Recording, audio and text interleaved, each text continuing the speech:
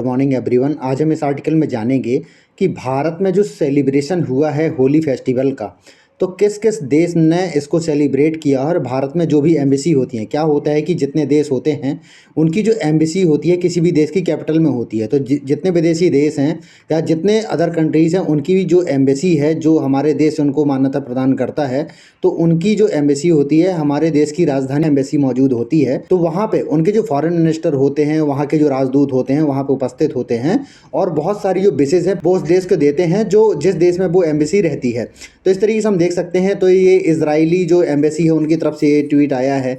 इसके बाद हमने ये देखा कि भारत और ऑस्ट्रेलिया के बीच में जो श्रृंखला चल रही है, अगर मैं टेस्ट मैचों की बात करूँ तो जो खिलाड़ी हैं तो उन्होंने भी इस चीज़ से विश किया है। उसके बाद हमने ये देखा कि ऑस्ट्रेलिया के जो पीएम आए हैं उनका बहुत अच्छा वेलकम किया गया भारत के द्वारा। उसके बाद हमने ये देखा कि जो होली फेस्टिवल है तो उन्होंने बहुत अच्छी तरह मनाया है। तो इस तरीके से हम देख सकते हैं। तो ये हम देखा है कि अहमदाबाद में उनका बहुत अच्छी तरह वेलकम किया गया और इस जो फुटेज उनको सामने आई है इस तरीके से हम देख सकते हैं कि सारे जो प्रोटोकॉल के तहत बहुत अच्छा उनका वेलकम किया गया रेड कारपेट के साथ में।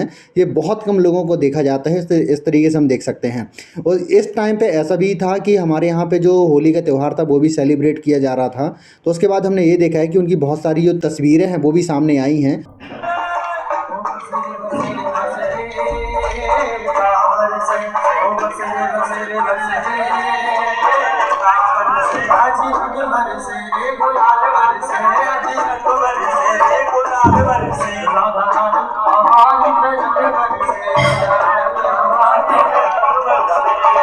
और लगातार उन्होंने भारत को बेस्ट विशेस भी प्रोवाइड की हैं। और जो ऑस्ट्रेलियन खिलाड़ी हैं जो टेस्ट मैच इस समय खेल रहे हैं, क्योंकि जो अगर मैं बात करूं तो अहमदाबाद में चौथा टेस्ट मैच होना है, तो वहाँ पे बहुत सारी होली का फेस्टिवल उन लोगों ने खेला है। और लगातार जो जो ट्वीट आ रहे हैं ऑस्ट्रेलियन मीडियन के, अगर मैं बात करूं तो जिस तरीके से भव्य वेलकम किया गया है, तो इस तरीके से हम देख सकते हैं। एक टाइम ऐसा होता था कि इंडिया और ऑस्ट्रेलिया के जो रिलेशन होते थे इतने बेटर नहीं होते थे। इसके बाद हमने ये देखा है कि जो इजराइल के प्रधानमंत्री, अगर मैं बात करूं बेंजामिन नेतन्याहू की, तो उन्होंने भी भारत के प्रधानमंत्री सहित भारत के लोगों को बेस्ट विशेस इसमें भेजी हैं। और होली जो फेस्टिवल है उसके लिए उन्होंने बेस्ट विशेस प्रोवाइड की हैं कि जो होली फेस्टिवल है वो सभी को मंगल कामना प्रोवाइड करे। इसके बाद हमने ये देखा कि भारत के प्रधानमंत्री नरेंद्र मोदी ने भी उनको रिट्वीट करके उन्होंने जवाब दिया है इसको लेके। इसके बाद हम ये देखेंगे कि इजराइल की जो एम्बेसी है उन्होंने इस तरीके से जो फ़ोटोज़ हैं, जो फैमिलीज़ हैं, जो वहाँ पे डिप्लोमेट्स हैं, उन सभी ने इस तरीके से फ़ोटो पोस्ट की हैं और भारत के सभी लोगों को जो होली की बेस्ट विशेस है वो प्रोवाइड की हैं। इसके बाद हमने ये देखा है कि जो वहाँ के एम्बेसडर हैं, अगर मैं इजराइल के एम्बेसडर की बात करूँ तो वो भारत को बहुत पसंद करते हैं और ये उनका लास्ट साल होने के कारण वो भारत में बहुत अच्छी बधाइयाँ देने को इसमें मौजूद थे और उन्होंने होली भी खेली है। इसके बाद हमने ये देखा है कि जो कोरियन एम्बेसी से इस तरीके से जो फ़ोटोज़ हैं वो सामने आई हैं। इसके बाद हमने ये देखा कि यूएस की जो सेक्रेटरी हैं उनके तरफ से भी राजनाथ सिंह के साथ में उन्होंने होली खेली है और उसके बाद बहुत सारे उन्होंने डांस भी किया है। तो इस तरीके से हम देख सकते हैं। अगर इनकी बात करूं तो सेक्रेटरी गीना रामिनोंडो की अगर मैं बात करूं तो ये क्या हो, तो ऑस्ट्रेलिया की कॉमर्स मिनिस्टर के समान होती हैं। जैसे हमारे देश में कॉमर्स मिनिस्टर होते हैं तो उनके समान इनकी जो पदवी होती है, तो इनकी जो ख्याति है बहुत अच्छी मानी जाती है। तो इस तरीके से हम देख सकते हैं। तो ये फ़ोटोज़ इन्होंने सामने की थी। अगर मैं अभी की बात करूं तो क्या होता है कि अहमदाबाद में चौथा टेस्ट मैच चलना है। तो इसमें हमने ये देखा है कि नरेंद्र मोदी और ऑस्ट्रेलियन पीएम जो थे उन्होंने साथ में गए थे और जो खिलाड़ी हैं, जो कैप्टन हैं, उनके साथ में उन्होंने मिले हैं। और उसके साथ हमने ये देखा है कि जो कैप्टन थे, कैप्टन को कैप्स भी दी हैं। तो इस तरीके से हम देख सकते हैं, क्योंकि अभी हम मना रहे हैं 75 ईयर इंडिया और ऑस्ट्रेलिया के जो क्रिकेट रिलेशन है उनके बारे में हम जानते हैं। तो लगातार 75 ईयर की उपलक्ष्य में ऑस्ट्रेलिया के जो प्रधानमंत्री हैं वो इस स्टेडियम में मौजूद थे, क्योंकि दुनिया का जो सबसे बड़ा स्टेडियम की अगर मैं बात करूं तो नरेंद्र मोदी स्टेडियम अहमदाबाद का है। तो इस तरीके से हम देख सकते हैं। अगर मैं बात करूं तो इंडिया और ऑस्ट्रेलिया के बीच में अभी हमने FTA साइन किया है, फ्री ट्रेड एग्रीमेंट। इसके बाद हमने ये देखा है कि इंडिया और ऑस्ट्रेलिया के बीच में जो ट्रेड है वो इतना अच्छा नहीं माना जाता। अगर मैं आज से 10 साल के रिलेशन की अगर मैं बात करूं तो 10 साल पहले इंडिया और ऑस्ट्रेलिया के जो रिलेशन थे ठीक ही थे। कुछ खास इसमें उपलब्धि इसमें थी नहीं, कोई इसमें ऊर्जा नहीं आ रही थी, कोई इसमें उपलब्धि नहीं आ रही थी, कोई ज़्यादा इसमें ट्रेड बैलेंस हो नहीं पा रहा था। तो इस तरीके से हम देख सकते हैं। तो लगातार हमारे यहाँ पे जो जैसी फॉरेन पॉलिसी लगातार चेंज हुई है उसके उसके बाद हमने ये देखा है कि इंडिया और ऑस्ट्रेलिया के बीच में जो इकोनॉमिक टाइज़ हैं वो लगातार बूस्ट करने की बात की जा रही है, चाहे वो डिफेंस की फील्ड में हो, चाहे हमने ये देखा है कि इंडियन स्टूडेंट बहुत सारे पढ़ने जाते हैं ऑस्ट्रेलिया में। उसके बाद हमने ये देखा कि इंडियन जो डिग्रीज़ हैं वो वहाँ पे मान्यता प्रदान करते हैं, और हम भी ये चाहते हैं कि जो ऑस्ट्रेलियन डिग्री हों हम भी अपने देश में मान्यता प्रदान करेंगे। अगर मैं दुनिया में सबसे ज़्यादा अगर मैं ट्रेड की बात करूँ इंडिया की, तो सबसे ज़्यादा ट्रेड हमारा होता है यूएसए के साथ में।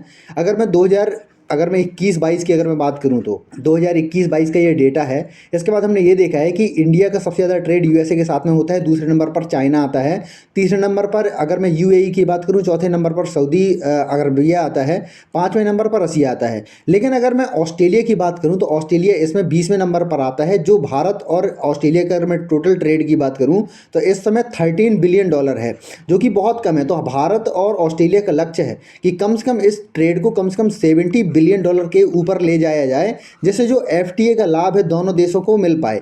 क्योंकि बहुत सारा जो डेयरी प्रोडक्ट को उत्पादक और बेचने वाला देश है ऑस्ट्रेलिया, तो वो चाहता है कि इनके जो डेयरी प्रोडक्ट हैं वो इंडियन मार्केट में आए। और इंडिया का ये कहना है कि हमारी जो लेबर वर्ग है, बहुत सारे लोग ऐसे हैं जो आईटी फील्ड में काम करते हैं, बहुत सारे जो स्टूडेंट हैं वो पढ़ने जाते हैं, तो डिग्रीज के साथ साथ में हमारे जो लोग हैं वहाँ पे जॉब कर पाएँ, इस तरीके से हम देखते हैं। तो इसके बाद हमने ये देखा है, देखिए अगर मैं ऑस्ट्रेलिया और इंडिया के रिलेशन की बात करूँ तो लास्ट अगर मैं 2010 से पहले की बात करूं तो इतने अच्छे नहीं होते थे। अगर मैं रसिया की इनके कंपैरिजन करूं तो रसिया के रिलेशन इस टाइम पे ऑस्ट्रेलिया के रिलेशन से भी कमज़ोर हो चुके हैं, क्योंकि हमारा जो रसिया के साथ में रिलेशन है इस समय अगर मैं बात करूं तो वो सिर्फ हथियारों तक सीमित है या फिर कच्चा तेल तक सीमित है। लेकिन हमारे कोई भी डिग्री, अगर यहाँ का कोई पढ़ा लिखा स्टूडेंट वहाँ पर जॉब करना चाहता है तो वहाँ पर अगर रसियन स्टूडेंट भी है तो वहाँ पर इतनी मान्यता नहीं दी जाती। अगर मैं इंडियन डिग्रीज़ की बात करूँ तो हमारे यहाँ पर डिग्री का एक्सचेंज नहीं होता है, तो इस तरीके से हम देखते हैं। लेकिन अगर मैं ऑस्ट्रेलिया की बात करूं तो हमारा एफटीए साइन हो चुका है, जो अगर मैं एशियन कंट्रीज़ के बाहर की बात करूं तो ये मतलब विकसित देशों में पहला ऐसा देश था जिसने भारत के साथ में FTA free trade agreement sign किया है। तो इस तरीके से हम देख सकते हैं जो एक विकसित देश है। इसके बाद हमने ये देखा है कि भारत के साथ साथ में उनका, अगर मैं सारे ऐसे खनिज पदार्थ हैं, कोयला की बात करूँ, बहुत सारे ऐसे आइटम हैं जो हम वहाँ से मंगवाते हैं। और लगातार भारत और ऑस्ट्रेलिया के रिलेशन है, चाहे वो आईटी की फील्ड में हो, चाहे बहुत ऐसे चीज़ हैं जिसमें साथ में मिलकर काम करते हैं। तो इस तरीके से हम देख सकते हैं। और इस समय भारत, हमने ये देखा है कि डिफेंस की फील्ड में बहुत अच्छा काम कर रहा है। हम बहुत सारे ऐसे सामान हैं जो बाहर के देशों को हम बेचते हैं। तो लगातार इंडिया और ऑस्ट्रेलिया के रिलेशन लगातार बढ़ते जा रहे हैं। इसके साथ हमने देखा कि जैसे ही एंथोनी अल्बनीज़ जैसे भारत आए हैं, उसके बाद हमने ये देखा है कि इंडिया और ऑस्ट्रेलिया के बीच में जो ECTA, इसका मतलब ये हुआ कि Australia Indian comprehensive economic partnership agreement में बहुत ज़्यादा सुधार देखने को मिलेगा, जिससे हम लगातार जो ट्रेड में इंक्रीज़ कर पाएँ, जिससे इंडिया और ऑस्ट्रेलिया के जो रिलेशन हैं वो लगातार बढ़ पाएँ। इस तरीके से हम देखते हैं।